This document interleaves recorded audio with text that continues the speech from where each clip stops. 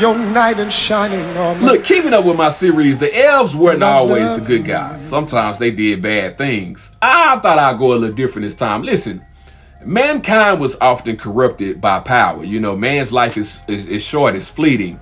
Man is always pursuing to be stronger and more powerful. The elves' flaw was pride. Pride, and a lot of times they lusted after beautiful things. They lusted after nice artifacts and crafts. That was the elves' downfall. That was their weakness. That was their way to get to them, and that made them despise even each other a lot of times.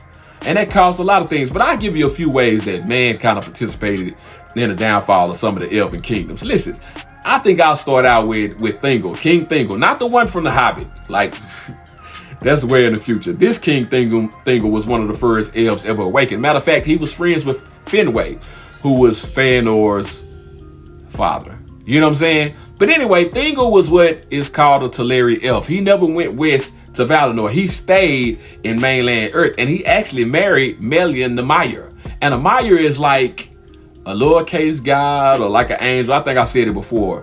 A Mire is like, she's more like Gandalf and Saruman, or even Sauron and the Balrogs. They all the same thing. Matter of fact, Gandalf and Saruman are just these angelic-like people or high-level spirits who were sent to elf in the form of old men in the guise of wizards, you know what I'm saying, to come off as less threatening and meek and humble. That's one of the reasons why you never see Gandalf use his real power on any humans. He only used it against, like, the Balrog. Yeah, I got to do a video about this later, because in the third movie, they made it look like the Witch King punked Gandalf, and the Witch King didn't have that type of power to really deal with Gandalf, but that's a whole nother story. Anyway, we're on Thingol. Listen, Thingol was feeling himself, because Thingol never went west. He stayed, and he ruled Beleriand. You know what I'm saying? He was the High King in Beleriand of the Grey Elves, the ones that never went west. And he was married to a little god. She was a little god. Anyway, the veil of Melon or whatever you call it, she put a power around Doriath to where you couldn't get in and out unless she wanted you to. And if you was evil, you certainly couldn't get in. And Thingol was feeling himself, especially when the Noldor came. And you know, the Noldor, the Eldors who went west, they building big temples and kingdoms and weapons of war. They all aggressive and savage. And then he found out they participated in the kinslaying that killed many of his cousins that went west. Oh, he wasn't fooling with them, especially the sons of Fëanor. Hell no, he wasn't helping against Morgoth. Get somebody else to do it. Get somebody else to do it. He set it out. Thingol set it out. Him and his people set it out. Only thing they did, they had warriors who watched his borders for whenever orcs came close. You know what I'm saying? That's about the only thing Thingol did. But listen, this human came one day. Listen, it's a man named Baron. He done stumbled into the lands. He got through. For whatever reason, the fate, the powers that be, they allowed him to get through. And he made his way in the Doriath, and he seen Luthien, which was Thingol's daughter. And he found her so beautiful, he fell in love with her. And by the time Thingol found out, it was already too late. They was kind of in love with each other. So he told Baron, you a man. I could never let a man marry my daughter. Like, she's immortal. You're a human. You'll be dead in like 60 years. But I tell you what, I give you a task. It was an impossible task. If you could go steal a Silmaril from Morgoth, basically Satan, you can marry my daughter. If you love her so much. Unbeknownst to him, Baron was up for the task. He went on this mission to go do this thing. And Luthien done snuck out and helped him. At the end of everything, Baron was actually able to get a Silmaril. You know, with the help of Luthien.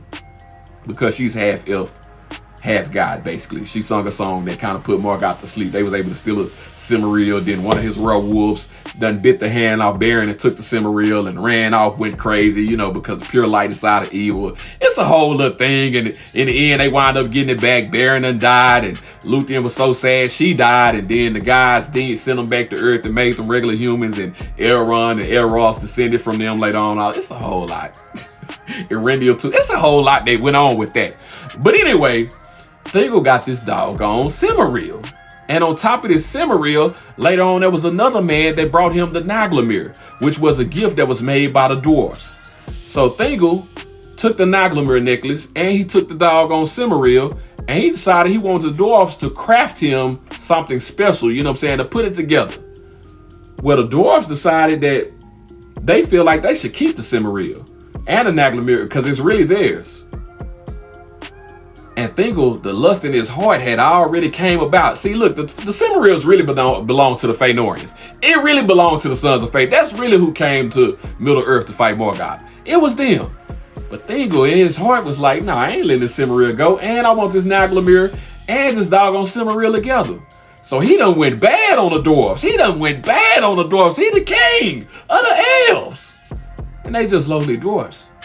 The dwarfs was plotting to steal it anyway. Man, they done killed Thingol. They done killed this man. They not only killed Thingol, they killed Thingol and went back and said, oh, the elves attacked us. They tried to rob us and they attacked us. So the dwarfs got so mad, the dwarves done started a whole war with the elves in Doriath. Done went and killed a whole bunch of them. Melian's so sad. She left. Listen, I ain't got nothing else to live here for. My daughter is immortal now because the guy sent her back as a regular human, her and her husband, and went out and lived somewhere else. The elf that I was in love with that was keeping me here instead of Valinor, he gone. She left with me that her powers that she had over the land that was keeping people out was gone. And like I said, the dwarf showed up and killed most of the elves. Baron Baron later on showed up, him and some more elves, the trees. They had a big fight. They killed the dwarves. They got it all back. But anyway, that's how a man helped bring down Doriath and Thingol. But it was really Thingol's pride and his lust that brought him down in the end, because he sent that man on a suicide mission. He accomplished it. And then he was so enchanted by the Silmaril that he had and his Naglamir that was found, which was a special necklace. That's a whole nother story, because that's tied to the fall of Gondolin. Let me tell you how the Naglamir came about. Listen, there's this guy named Hurin. Hurin has a brother named Huor. Both of them were fostered in Gondolin for a time and period. Nobody was supposed to know where the Gondolin was or how to get Gondolin, but Gondolin was watched over by the Eagles of Manwë, and they brought these two young men there. They was fostered there. Anyway, there was a war called the Battle of Unnumbered Tears, where the elves decided that they were gonna attack Morgoth, that they were gonna attack Angband. They was gonna set up a trap for them, all because they saw that Beren and Luthien was successful in taking this Silmaril and humbling not only Morgoth but Sauron too.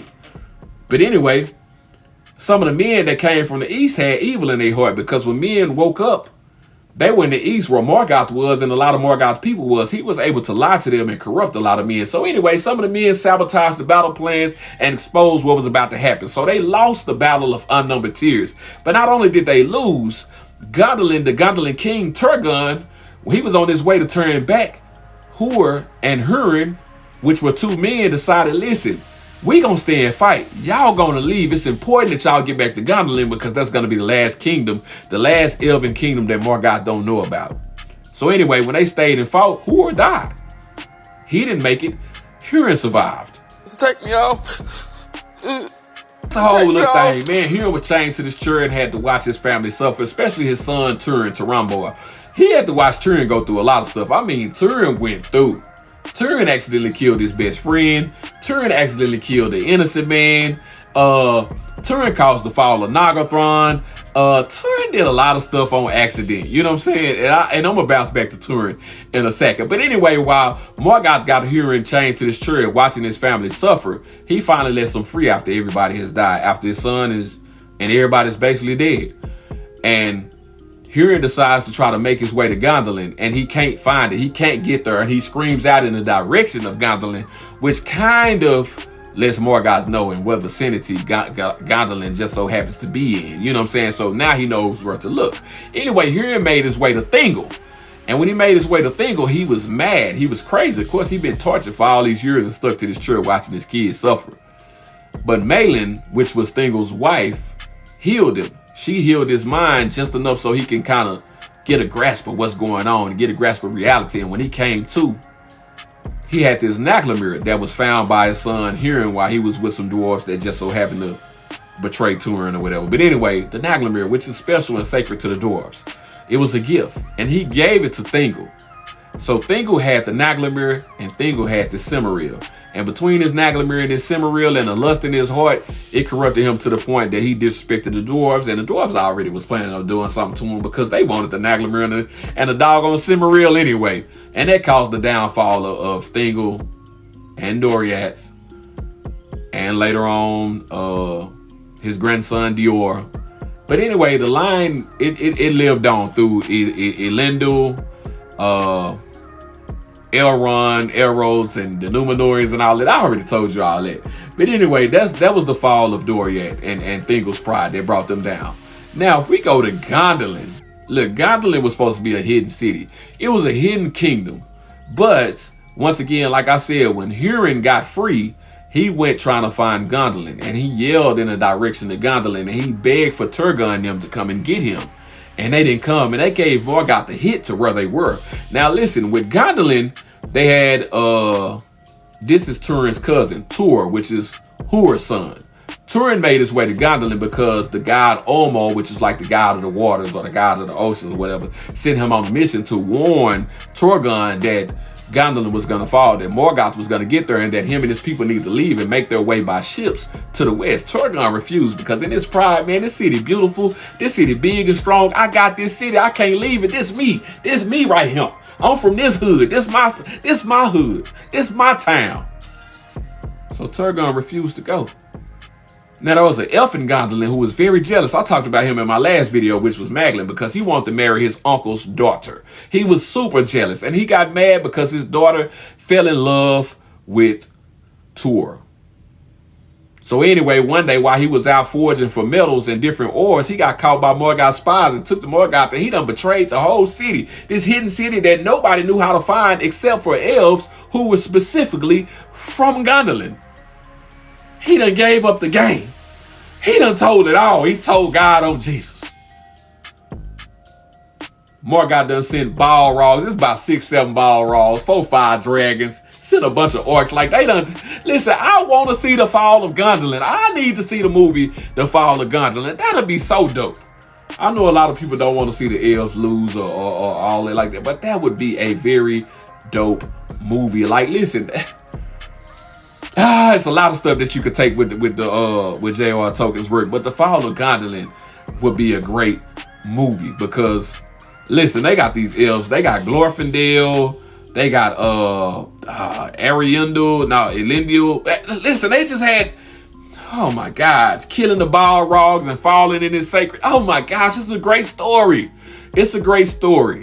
But yeah, man, Tur really wasn't with a bad guy at all. Tur actually is, you know, once again, he one of the ancestors of Elrond and Elros too, and Erendil eventually saved Beleriand and basically saved the earth and everybody that was suffering, because in the first age, Morgoth was dropping his nuts on the whole land. Like, listen, Morgoth had control of everything. To the elves suffered. The second age and the third age, that got nothing on what they went through when Morgoth was alive. Sauron was just a thiefy thing.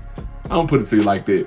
But yeah, that's how man and elves both contributed to the fall of some of the elven kingdoms in the first age. There's much more stories that I could come up with to go with that. But yeah, man, I'll be doing a lot more of this because I see y'all kind of like these stories, man. Especially with the first age. There's some great stories in the second and the third age too, like pre-movies that I can get to. But yeah, these are a couple I just decided to come up with because I see a lot of people, you know, they have this misconception that the elves are just always these pure good guys and man is only corrupt. No, both of them are corrupt. Both of them are highly fallible, you know what I'm saying? Both of them will turn and betray each other, you know what I'm saying? Like, it happens. There were dark elves. There were elves that Morgoth tortured and tricked and turned into enemies. There was dwarves. There was a lot of bad dwarves too. Like, it's not just men. It's not just men. They like to play on this, oh, only man is valuable. No. You know, no. It's not like that. Junior.